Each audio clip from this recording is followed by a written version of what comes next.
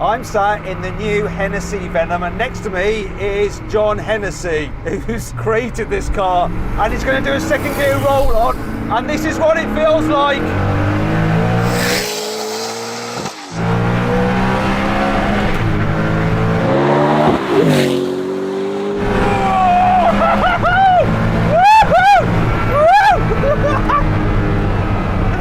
Oh my God! Anyway, in this video, I'm going to talk you around the car, I'm going to take it for a drive, I'm going to test its performance for myself, and I might scream a little bit more, because I'm at Watson, and you're watching Car Wow. Let's go, baby! Buy, sell, Car Wow. Here's the thing that just turned me into a giggling schoolboy. It's Hennessey's own 6.6 litre twin turbo V8. In fact, it's so mental, they've named it Fury. It's got huge turbos, they're the size of a dinner plate, just in there, 2 of them. You've also got this massive air intake, it's water cooled, you've got 2 injectors per cylinder and 3 fuel pumps, but you need it because this thing drinks fuel. When you're doing full bore runs, you probably get about 12 to a tank, and a tank's got 90 litres. It's absolutely nuts, but you do burn a lot of fuel when you're producing a lot of power. And this delivers 1,817 horsepower and 1,617 newton meters of torque. It's completely bonkers, and it drives the rear wheels only via a 7-speed robotised manual gearbox. 0 to 60, 2.6 seconds. Top speed, well, so far, Hennessey has taken it to 272 miles an hour, but it will go quicker. And I'm going to feel just how quick it is when I do a full bore second gear roll on later in the video. If you have some serious power, you need some serious brakes, and this car has some. So you've got Brembo carbon ceramics front and back, 390mm disc front and back, and 6 piston calipers at the front, 4 pistons at the rear. Apparently this car will pull 1.4 Gs under braking. The tyres are interesting. They're off-the-shelf Michelin Pilot Sport Cup 2s. Sometimes hypercars, such as a Bugatti Chiron Supersport, for example, have bespoke tyres, which means that they're very, very expensive to replace. Not so much here. By the way, if you like videos on hypercars such as this, make sure you subscribe to this channel and hit the bell icon to turn your notifications on. That way, you won't miss a single upload. The Venom F5 has been built from the ground up by Hennessey. It uses their own carbon fibre monocoque, and it only weighs 86 kilos. That's the monocoque, not the whole car. I'll tell you how much the car weighs a bit later on. All the body panels are carbon fibre as well. It has double wishbone suspension at the front and the rear, and it's got adjustable coilovers, though you don't adjust them by pressing a button in the cabin. You actually have to do it manually on the shock absorber itself. The car also gets a limited slip rear differential. Time to take the Hennessey Venom out for a drive on a twisty, narrow road. Let's do it. Oh! Oh! Oh my God, this thing's so quick.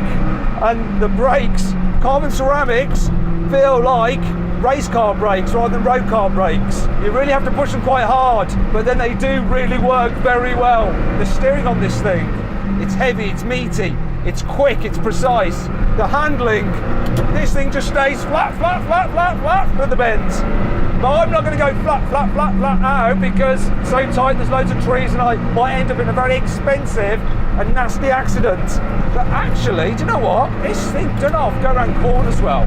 And it's not crazy scary like you think it might be. But you do feel so much through your hands, through your bum. You can tell that it's not heavy as well. You know, by modern car standards and modern hypercars, something like a Chiron is way heavier than this. That means it's more responsive and darting. Look at that!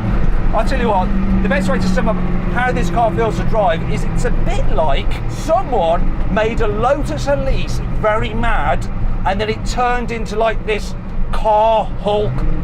That's what the Hennessey Venom is. It's nuts. Speaking of the Lotus Elise, the previous Hennessey hypercar, the Venom GT, was based on an Exige, which of course is an Elise with a roof. However, this one is their own design completely. They have created this themselves, and what a creation. It is stunning. I love the front splitter. It's so aggressive. The design of the nose with these vents helps smooth the airflow of the roof of the car. Every vent, in fact, is real. It serves a purpose like these, the front of the wheels to smooth airflow down the side. Speaking of the wheels, 19 inches at the front, 20s at the rear. I love these door mirrors, like antennae on a wasp. Huge air intake here to feed air into the engine. Everything on this car serves a purpose, but yet it also looks beautiful. In fact, it's won the Red Dot Award for Automotive Design. And in case you don't know, Red Dot, in fact I didn't know because I'm ill-informed. Anyway, Red Dot is like the Grammys for industrial design, and you can see why this one is truly stunning. You see this piece of carbon fibre here, it actually extends into the diffuser which runs partway underneath the car. It's actually the biggest single piece of milled carbon fibre on any road car. Now you might be wondering what the heck this handle's for. Well, that's because this is a development car and you have to have certain safety systems like this on development cars because they've not been fully signed off. Interestingly though, this is still a customer car. A customer has paid full price for a development vehicle because they want to have the very first Hennessey Venom F5, and they're letting Hennessey take it all around Europe and show people such as me and let me drive it. I think that is really cool, and I thank them for letting me drive their car. The inside of the Venom F5 is also a really nice piece of design. It's quite simplistic, but also very, very cool. Feels expensive with the leather, the carbon, real nice simple layout, the vertically stacked air vents there. This is the controller for the climate. Look, it's dead simple. And you've got your window switches, your nose lift, all that kind of stuff. A lot of the functions are actually on the steering wheel, which is a yoke, just like a racing car, not like a Tesla before you start saying that. Behind the carbon fibre wheel, there's some lovely metal gear select pedals, and have a listen to them.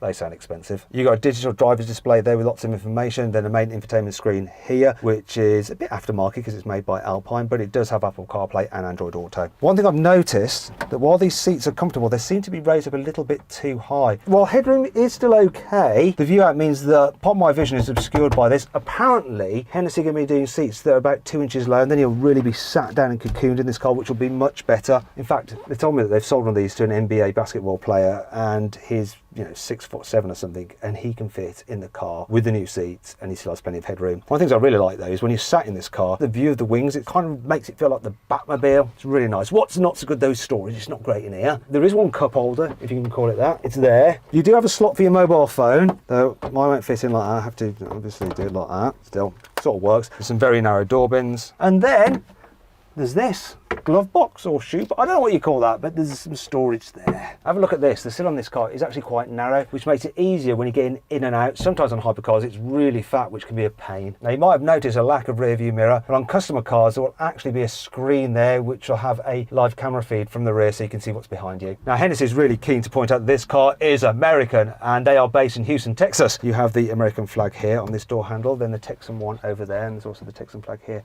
on this seat. You're probably wondering though, how much does this thing cost? Well, it's £2 million.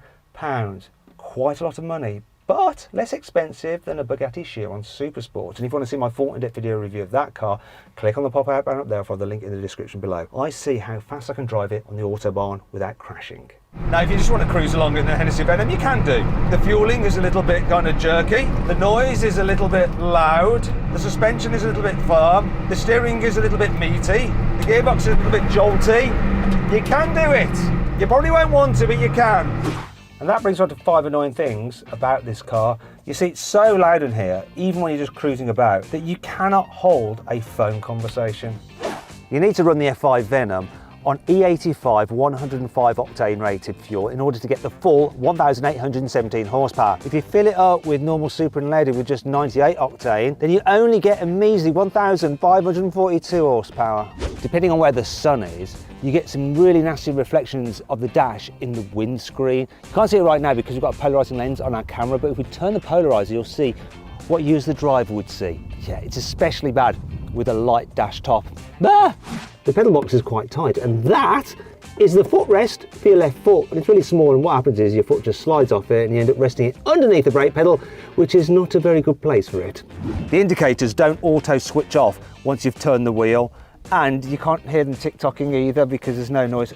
Matt, remember this is a development vehicle, so on the production models we're going to update the taillights, update the footrest and the dash, fix all the issues. This is Jason, by the way, from Hennessey, and he's just ruined this whole section of the video. Thankfully, this car has plenty of cool features to help make up for all this. Here's 5. While Hennessey has only managed a mere 272 miles an hour with this car, the theoretical top speed, when you take into account the power, the gearing, the weight, the drag, is 334 miles an hour. Now Hennessey are going to actually try and set a world record with it, and they reckon they'll be able to do 310 miles an hour for real, and that'll make this the fastest road car in the world. Believe it or not, this car does have a rev limit. It's for homologation rules. However, it doesn't matter so much because it's just so damn loud.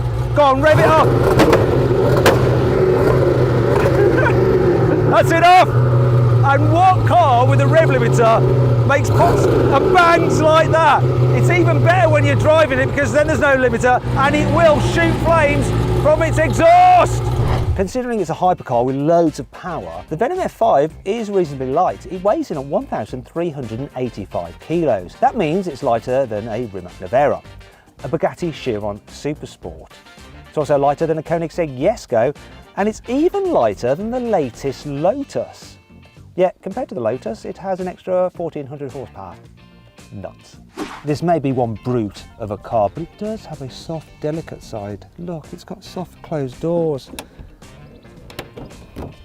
Oh, isn't that lovely? If you're worried about scraping your lovely and very expensive carbon fibre front splitter as you drive over speed humps or up a steep driveway, don't worry, because this car has a lift function which will raise the car up 7 centimetres so you don't damage it. Now, as you're driving along and you go over 50 miles an hour, it will automatically drop back down again so you have full aero. Normal service will be resumed. There we go, look, nice and steady. So this is the part of the video where I normally launch the car and measure its 0 to 60 in 70 mile using my specialist timing gear. However, I can't today. You see, this is a prototype. It's got to do lots of other work, like go to the Goodwood Festival of Speed. It's also a customer car. What I can do though is a second gear roll on and we'll see how well it pulls. I will get the car back eventually and do a full launch and time it for you. But for now, watch the numbers go up on the dials and watch the grin go up on my face. Let's do this. Second gear, here we go.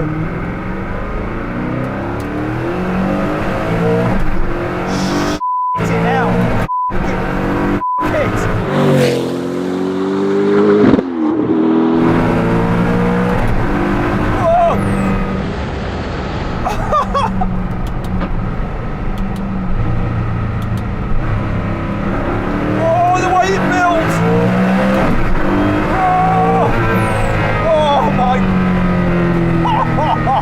Oh my god, it's so raw!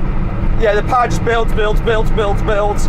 When you change gear, it's a bit jolty. It's not like your dual clutch that you get in your normal supercars. It reminds me of the Lamborghini Aventador's single clutch robotized manual. Apparently though, they are working on that. They're going to improve the gearbox. If you're into cars that really make you feel something, you're going to be into this Hennessey Venom.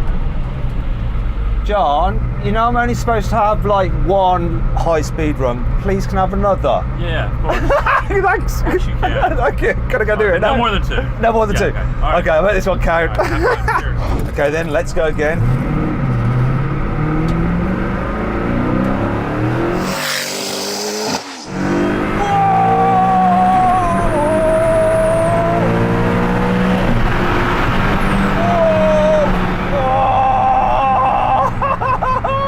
One last one.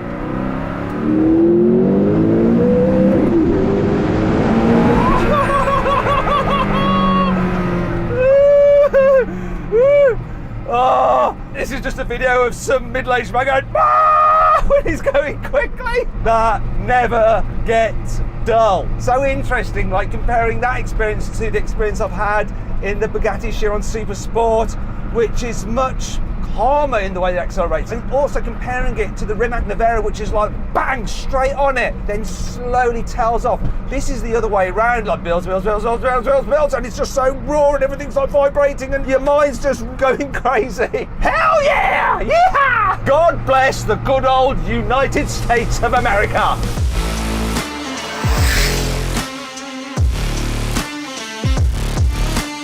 So then, what's my final verdict on the Hennessey Venom F5? Should you avoid it? Should you consider it? Should you shortlist it? Or should you just go right ahead and buy it? Well, unfortunately, 24 people have already gone right ahead and bought this car, which means the coupe is sold out. Don't worry though, there is a roadster version coming, of which there'll be 30, so you better move quick. Hope you enjoyed the video. If you did, give it a like. Let me know what you think of this car in the comments below. Click on those windows there for some more videos, and on that box there to get a car wow to see how much your car is really worth. It's probably not worth anywhere near as much as this. Maybe as much as the door mirror.